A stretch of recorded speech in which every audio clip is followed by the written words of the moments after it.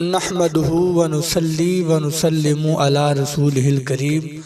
اما بعد فاعوذ باللہ من الشیطان الرجیم بسم اللہ الرحمن الرحیم والذین یؤمنون بما انزل الیک وما انزل من قبلک وبالآخرۃ هم یوقنون آمنت باللہ صدق اللہ العظیم وبلغنا رسولہ النبی الکریم الامین ان اللہ و ملائکتہ یصلون علی النبی یا ایہا الذین آمنوا صلوا علیہ وسلموا تسلیما الصلاۃ والسلام علیکہ سیدی یا رسول اللہ وعلی آلک وصحابک سیدی یا حبیب اللہ۔ احباب وقار، آج 4 رمضان المبارک ہے اور الحمدللہ آج رمضان المبارک کا پہلا جمعۃ المبارک ہے اور آج ہم 4 رمضان المبارک میں چوتھی آیت مبارکہ سورۃ البقرہ کی پڑھنے کی سعادت حاصل کریں گے اور ساتھ ترجمہ و تفسیر پڑھنے کی سعادت حاصل کریں گے۔ تمام احباب کی خدمت میں گزارش ہے، ہمیشہ کی طرح آپ نے ایک بار پھر پیار کرنا ہے، ویڈیوز کو لائک کرنا ہے، شیئر کرنا ہے اور کمنٹ باکس میں اپنی رائے کا اظہار کرنا ہے، اور جن احباب نے چینل سبسکرائب نہیں کیا وہ احباب چینل ضرور سبسکرائب کرے۔ ہمارے یوٹیوب چینل نیم اسٹوڈیو کی ٹیم آپ کے لیے بہت زیادہ محنت کر کے ویڈیوز اپلوڈ کرتی ہے۔ آپ احباب کی خدمت میں گزارش ہے، آپ کمنٹ باکس میں اپنے خیالات کا اظہار لازم کیا کریں اور دوست احباب کو ویڈیوز جو ہے وہ سینڈ کیا کریں، اور جن احباب نے چینل سبسکرائب نہیں کیا آپ کی خدمت میں گزارش ہے آپ انہیں کہا کریں کہ یہ ہمارا اپنا چینل ہے، سبسکرائب کریں۔ اور چلتے ہیں آج کی آیت کی طرف۔ والذین یؤمنون بما انزل الیک وما انزل من قبلک وبالآخرۃ هم یوقنون، اور وہ کہ ایمان لائیں اس پر جو اے محبوب تیری طرف اترا اور جو تم سے پہلے اترا، اور آخرت پر یقین رکھیں۔ تفسیر سماعت کیجئے۔ والذین یؤمنون بما انزل الیک، اور وہ ایمان لاتے ہیں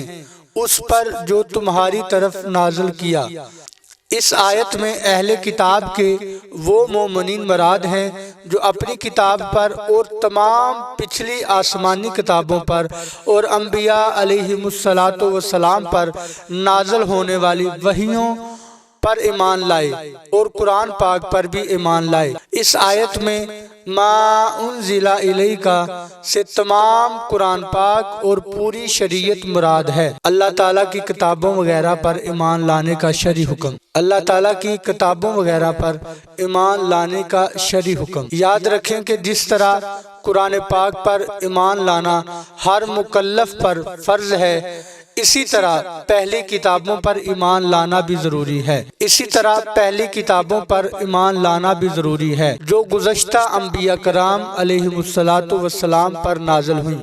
البتہ ان کے جو احکام ہماری شریعت میں منسوخ ہو گئے ان پر عمل درست نہیں، مگر پھر بھی ایمان ضروری ہے۔ مثلا پچھلی کئی شریعتوں میں بیت المقدس قبلہ تھا، لہٰذا اس پر ایمان لانا تو ہمارے لیے ضروری ہے، مگر عمل یعنی نماز میں بیت المقدس کی طرف منہ کرنا جائز نہیں، یہ حکم منسوخ ہو چکا ہے۔ نیز یہ بھی یاد رکھیں کہ قرآن کریم سے پہلے جو کچھ اللہ تعالیٰ نے انبیاء علیہم السلام پر نازل فرمایا ان سب پر اجمالاً ایمان لانا فرض عین ہے، یعنی یہ اعتقاد رکھا جائے کہ اللہ تعالیٰ نے گزشتہ انبیاء علیہم السلام پر کتابیں نازل فرمائیں اور ان میں سے جو کچھ بیان فرمایا سب حق ہے۔ قرآن شریف پر یوں ایمان رکھنا فرض ہے کہ ہمارے پاس جو موجود ہے اس کا ایک ایک لفظ اللہ تعالیٰ کی طرف سے ہے اور برحق ہے، بقیہ تفصیلاً جاننا فرض کفایہ ہے، لہٰذا عوام پر اس کی تفصیلات کا علم حاصل کرنا فرض نہیں، جبکہ علماء موجود ہیں جنہوں نے یہ علم حاصل کر لیا ہو۔ وبالآخرۃ ہم یوقنون، اور وہ آخرت پر ایمان رکھتے ہیں، یعنی متقی لوگ قیامت پر اور جو کچھ اس میں جزا و حساب وغیرہ ہے، سب پر ایسا یقین رکھتے ہیں کہ اس میں انہیں ذرا بھی شک و شبہ نہیں۔ اس میں اس بات کی طرف بھی اشارہ ہے کہ یہودیوں اور عیسائیوں کا آخرت کے متعلق عقیدہ درست نہیں، کیونکہ ان میں سے ہر ایک کا یہ عقیدہ تھا کہ ان کے علاوہ کوئی جنت میں داخل نہیں ہوگا، جیسا کہ سورۃ بقرہ کی آیت نمبر 111 میں ہے۔ اور خصوصاً یہودیوں کا عقیدہ تھا کہ ہم اگر جہنم میں گئے تو چند دن کے لیے ہی جائیں گے، اس کے بعد سیدھے جنت میں، جیسا کہ سورہ بقرہ کی آیت نمبر 80 میں ہے۔ اس طرح کے فاسد اور من گھڑت خیالات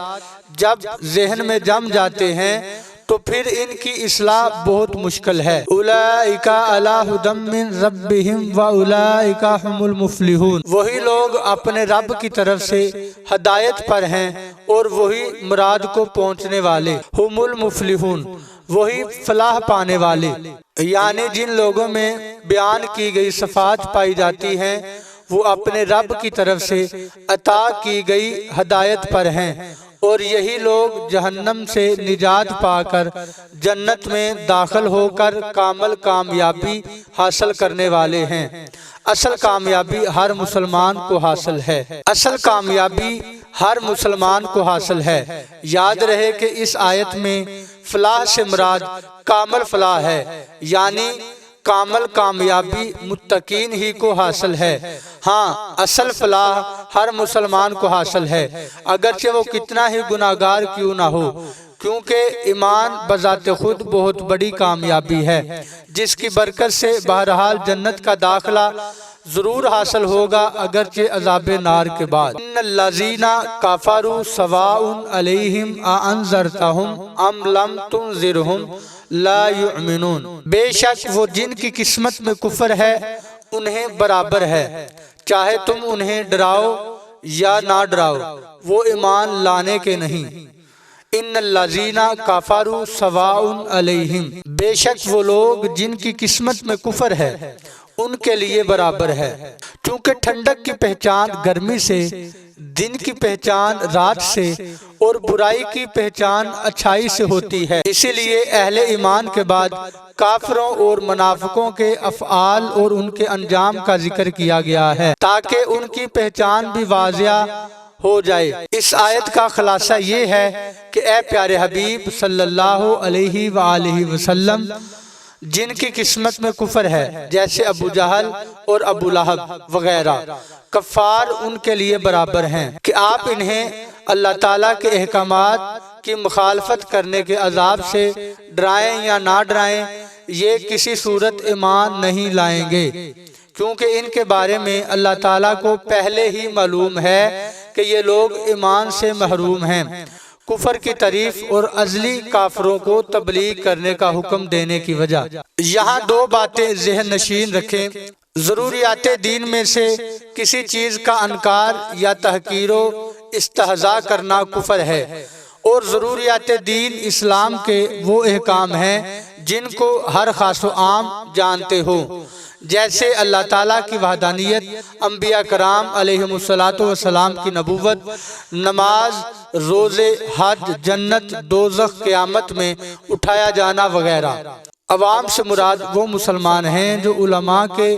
طبقہ میں شمار نہ کیے جاتے ہوں مگر علماء کی صحبت میں بیٹھنے والے ہوں اور علمی مسائل کا ذوق رکھتے ہوں۔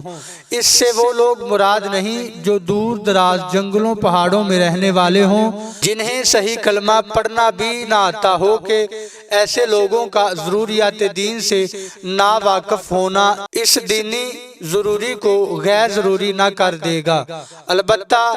ایسے لوگوں کے مسلمان ہونے کے لیے یہ بات ضروری ہے کہ وہ ضروریات دین کا انکار کرنے والے نہ ہوں اور یہ عقیدہ رکھتے ہوں کہ اسلام میں جو کچھ ہے حق ہے اور ان سب پر اجمالاً ایمان لائے۔